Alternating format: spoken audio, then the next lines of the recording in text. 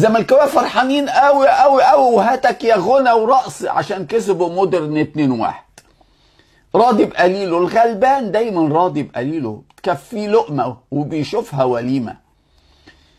زي ما قلت لكم الجول الاول للزمالك اساسه ابو جبل يقدر يصده. انما طالعين بالولد اللي اسمه بيزيرا البرازيلي السما. اهو الجول اللي جابه البيزيرا البرازيلي امبارح وطالعين بيه السما، بيرسي تاو جابه مع الاهلي حوالي 20 مره.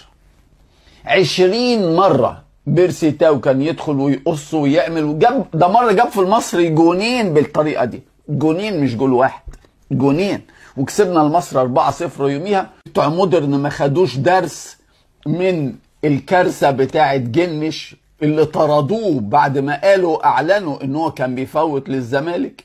اهو جابوا محمد ابو جبل عشان يفوت برضه للزمالك. ما بيتعلموش. المؤمن لا يلدغ من جحر مرتين، لكن الناس دي مش مؤمنين. الناس دول فاسدين زيهم زي اي حد.